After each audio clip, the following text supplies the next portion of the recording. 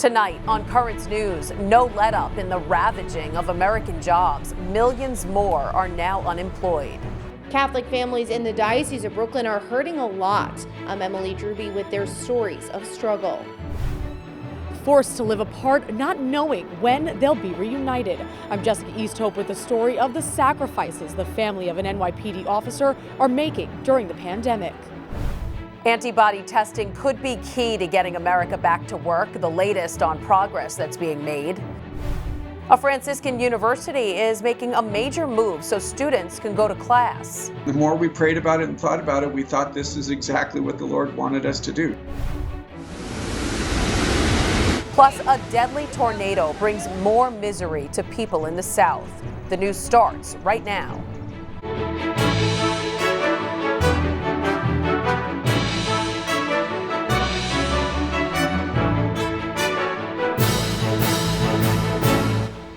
Good evening, I'm Christine Persichetti. American jobs are being dissolved at a breathtaking rate as the pandemic leaves millions out of work. Currents News' Emily Drewby introduces us to two families who had high hopes for 2020, but they didn't last long.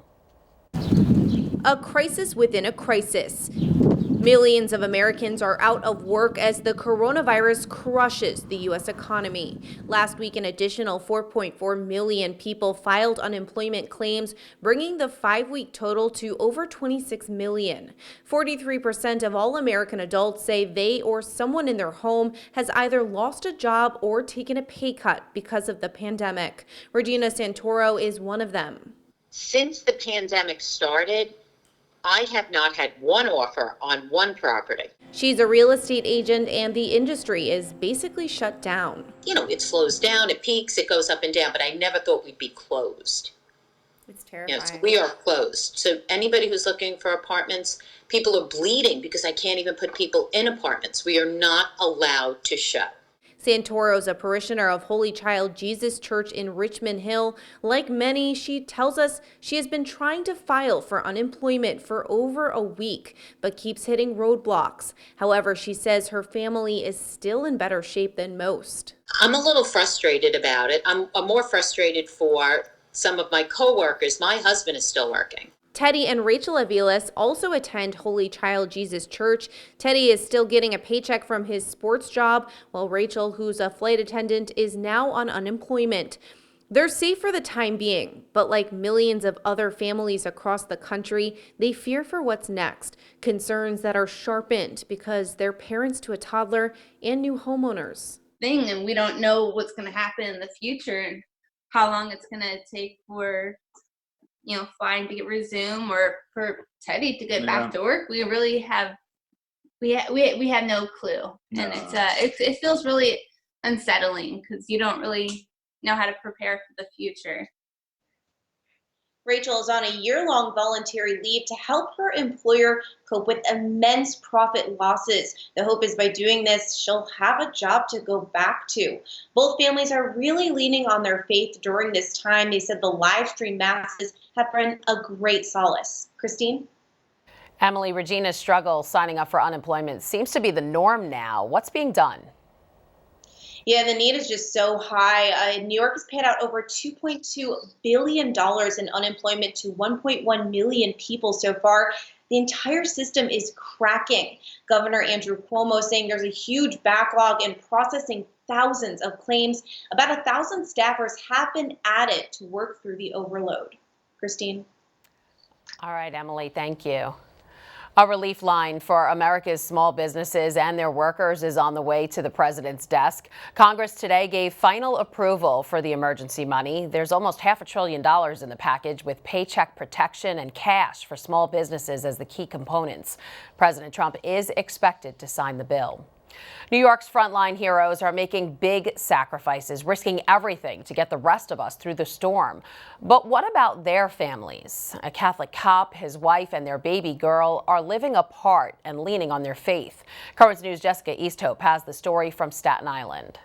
Healthcare workers and first responders are on the front lines of the coronavirus pandemic, risking their lives every day to help their communities. He's going out and making sure he's still able to protect people, and fighting now an invisible enemy, and that could creep up on him at any time. Nearly 2 months ago, Dominique Renola and her 8-month-old daughter, Joya Mia, made the heart-wrenching decision to live apart from her husband, Joe, an NYPD police officer from Staten Island, in order to lower the risk of infecting each other. This life that he chose, you choose as well, and it comes with sacrificing every single day. The Catholic couple who attends Our Lady Star of the Sea Church has been leaning on their faith to get them through. Instead of being together, for the Renolas, this is the new normal. Hi. Who's that? Who's that? While dealing with not seeing his family, part of Joe's job is to enforce social distancing, all while trying to fight off a virus that has infected so many of his brothers and sisters in blue. He's washing everything down, spraying everything, sanitizing wipes. If he has to come in contact with a prisoner or make an arrest, he is constantly changing out his gloves. According to the NYPD's most recent coronavirus report, 4,549 uniformed members of the NYPD are currently out on sick leave, accounting for 12.6% of the department's uniformed workforce. And nearly 4,600 members have tested positive, and 31 members have been killed by coronavirus. He's been helping out a lot with police officers that have been getting sick and precincts that have been having a lot of people having to stay home. For now, it's all part of the sacrifice of being a police officer and the commitment of being on the front lines. On Staten Island, Jessica Easthope, Currents News. Stay with us. John Feel knows the crisis firsthand. He had the disease. He'll be here to tell us how his Feel Good Foundation is helping our frontline heroes in a big way. That's still ahead in this newscast. Getting the country back to work could hinge on a test, finding antibodies that might prevent future infections and determining who's still at risk. Mandy Gaither has the story. As the country starts to see positive signs that stay-at-home orders and social distancing are working to help fight the spread of coronavirus, protests in several cities across the country are making it clear some Americans are getting antsy to get back to work. The commissioner for the U.S. Food and Drug Administration says antibody tests may play a role in deciding when the U.S. can reopen. In a statement, Dr. Stephen Hahn says results from antibody tests, also known as serological tests, can help identify who has been infected and developed antibodies that may protect from future infection, as well as identify those still at risk. He says those results can also identify who may qualify to donate blood that can be used to manufacture convalescent plasma, an investigational product for use with those who are seriously ill from COVID-19. Hahn says the FDA is now working to make reliable antibody testing widely available by continuing to provide the opportunity for interested developers to request FDA authorization. I'm Mandy Gaither. The Dreamers are getting shut out of emergency education aid. The students are covered under DACA and can't be deported, but the feds are saying they're not entitled to any financial relief from school expenses. Grants are going only to U.S. citizens. The U.S. Education Department has earmarked about $12 billion for higher education institutions. It's what God wants them to do. That's why the president of Franciscan University in Steubenville, Ohio, says they're not charging new students tuition for the fall semester.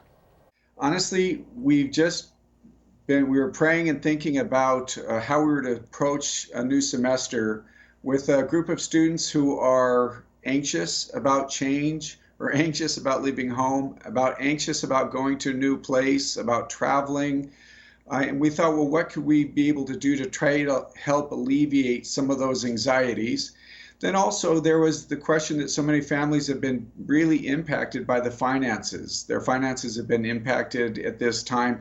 So we're thinking with all of the taking together, praying, asking God, what's a creative way to be able to deal with this? Somebody suggested the program that we're working on, our Step in Faith program. And as I was working with the faculty and staff, one of the things I continually said is that whatever we do, we have to make a step of faith. It's not just good planning. It's not just crunching numbers. It's what does God want us to do? And the more we prayed about it and thought about it, we thought this is exactly what the Lord wanted us to do. So hopefully it serves the students well. I think it'll be a blessing for them to be here with us, but also a blessing for us in the university.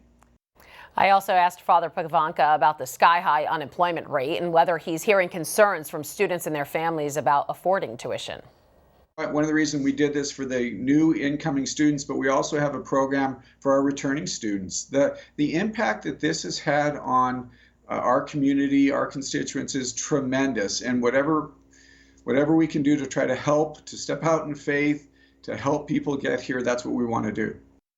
Tuition for the fall semester at Franciscan University is about $15,000. According to U.S. News and World Report, for the 2019-2020 academic year, the average cost of college in the U.S. varied.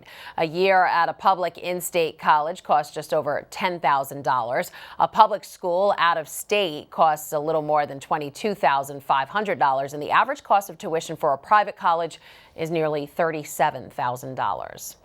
The Hope and Healing Mass in the Diocese of Brooklyn is on hold due to the pandemic. The annual service and the week of healing that accompanies the Mass were scheduled for this week. The events provide outreach, support, and pastoral care to those who have been traumatized and impacted by clerical sexual abuse. The diocese's Office of Victim Assistance Ministry will announce new dates for the Mass and the Healing Week when they're scheduled. The dioceses of Buffalo and Rochester are suing Washington over denied emergency aid. The churches are not getting Paycheck protection loans. The Small Business Administration said no because the dioceses filed for bankruptcy protection after New York's Child Victims Act led to hundreds of lawsuits.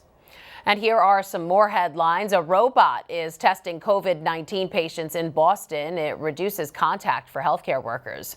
Zoom is boosting security features as the use of the meeting software goes through the roof. Heading the other way, existing home sales down 8.5% in March. There's a lot more news headed your way, and an organization that's been fighting for 9/11 heroes for years is now also helping the new heroes on the front lines of the pandemic. We'll hear from its founder. Plus, a drug many are hoping will treat coronavirus is still being studied, why there's been a delay. And another study has surprising results when it comes to COVID-19 and lighting up. We'll explain. Now you can help us put your faith in the news. The next time you capture a newsworthy event, send us your pictures or video. It's easy. Go to netny.tv/send us, and you may see your submission on Currents News.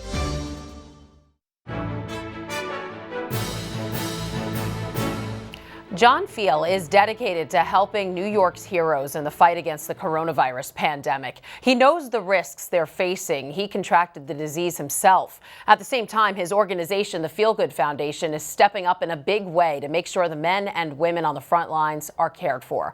John Fiel joins us now. And John, you had the coronavirus and fought it for 17 days. How are you doing now?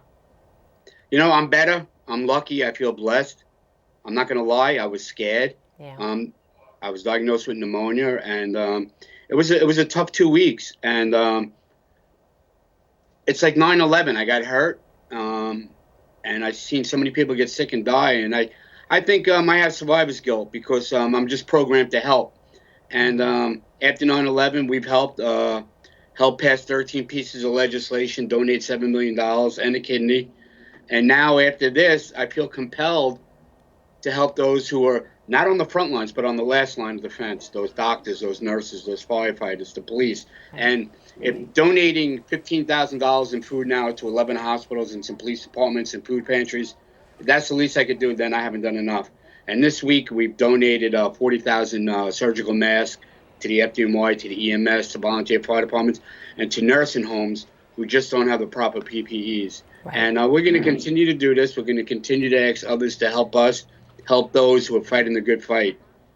That's awesome. I'm told you donated your blood plasma. Talk about why you did that, and have you heard anything about the impact that has? Yeah, so when you test positive for the virus, they check up on you by email and phone. Mm-hmm. And then after 2 weeks, they said when you're 2 weeks free of the symptoms, you could donate plasma. And I said, okay. I mean, my whole life, I've been donating blood and plasma and platelets and my kidney. So this was a no-brainer. Last Friday, 6 days ago. I donated the plasma. They said it's going to help 4 to 6 people. Wow. And in 28 days from last Friday, I could do it again. And I will do so. The more we help out now from our houses, the faster we get out of our houses. It's that simple. Absolutely. And after the 9/11 attack, you were a demolition supervisor at Ground Zero. You mentioned that you were injured. Tell us about that and how this crisis compares to 9/11. You know, my story pales in comparison to those who were sick and dying. Roughly 8,000 pounds of steel crushed my left foot. I spent 11 weeks in the hospital with gangrene. I almost died. I've had 30-something surgeries since then. But I'm blessed again, and I'm lucky. And I'm lucky that I was able to donate a kidney, and I was lucky that I was able to walk the halls of Congress and help tens and thousands of men and women, uniform and non-uniform. And as comparing this to 9/11, there is no comparison. 9/11 took so many innocent lives in one day, but over the last 18 and a half years, it's still taking those. But this is killing Americans at a rapid rate, 46,000 people in about 7 weeks. And I'm afraid of the next wave. And I'm afraid that we're allowing politics to get in front of common sense and science. And we need to address this. And we need to get out in front of it. We can't react. We have to respond. And this illness attacks those who are weakened with a vengeance. And all 9/11 responders need to heed the advice and be careful and just wait this out. You fought for 18 and a half years not to die from 9/11. Do not let COVID-19 take you away from your family. It is so important that we listen to these experts. And if anybody is showing symptoms, anybody has a fever, anybody has a cough, anybody can't breathe, then get to the doctor. I did. Nothing scares me. Nothing. I'm not scared of anything. This scared me. I thought I was going to die. Wow. All right. Well, John, thank you so much for everything that you're doing. John Feel from the Feel Good Foundation. Thanks for joining us. Thank you for having me. And you guys be safe out there, please. New York doctors are warning that the coronavirus might cause sudden strokes in young adults in their 30s and 40s. The doctors at Mount Sinai believe there's growing evidence that COVID-19 can cause the blood to clot in unusual ways, leading to an uptick in strokes. The results of a big New York study on hydroxychloroquine haven't been released yet. Governor Cuomo promised the work done at the University at Albany would be out this week. Now researchers are promising final results at the end of next week. There's no explanation for the delay. Researchers in France are looking into whether an unhealthy habit could save you from the virus. According to a prominent hospital in Paris, smokers have a lower probability of developing COVID-19. That's because nicotine could be blocking the virus from entering cells. Officials warn that the study has yet to be verified by France's review board. And a quick reminder, Dr. Bob Tabali is here tomorrow to answer your questions about the coronavirus. Send them to askthedoctor@desalesmedia.org. Again, the email is askthedoctor@desalesmedia.org. A series of powerful tornadoes ripped through Oklahoma, Louisiana, and Texas overnight. The death toll has been rising all day and now stands at 7. Jessica Willey has more on the destruction in Polk County, Texas. Wait, is that one for real? Residents watched as the powerful storm neared. A tornado touched down near Lake Livingston, Seven Oaks, and Onalaska with damage. All the trees around Cathy Gregson's house uprooted, except the one her son planted 7 years ago when her husband died. The wind was blowing so strong, it blew part of my back porch down, and we ran into the bathroom with my chihuahuas. And then all of a sudden it got real calm, and we looked out the window and everything was just like real calm, and then all of a sudden it swished. So, but at least my husband's tree made it. A silver lining as she looked around her neighborhood. The twister took out power lines and downed trees. Ambulances sped away with the injured, and emergency responders aided those who had trouble getting out. It happened so quick, I didn't have time to hide or do anything, you know. We found Jeff Favre in his truck charging his phone and thanking God it wasn't worse for him. All my trees are down, but yet one of them didn't hit my house. It's like the angle that it went and laid them down. I'm just blessed. I'm glad to be alive. That was Jessica Willey reporting in Polk County. Almost 300 homes were damaged by the violent weather.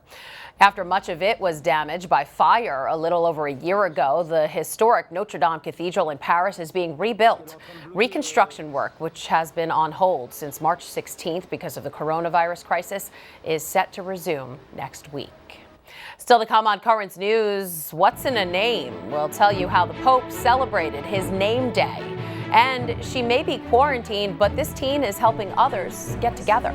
Do you have a story idea or want to share a tip? Email us at newstips@desalesmedia.org or call our 24-hour number 718-517-3122. We'll be right back.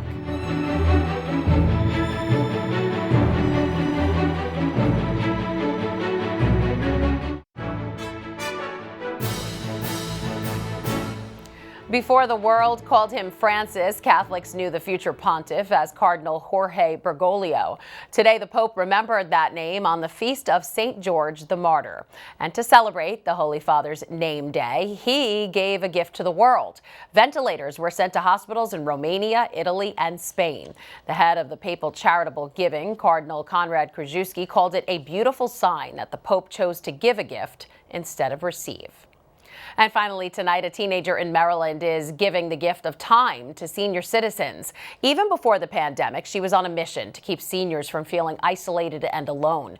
Now, as Heather Graff reports, that mission has become even more important.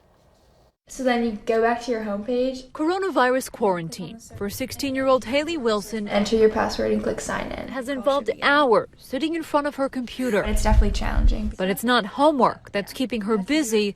It's something much bigger. So my grandmother's name was Ethel, and she used to live here with us.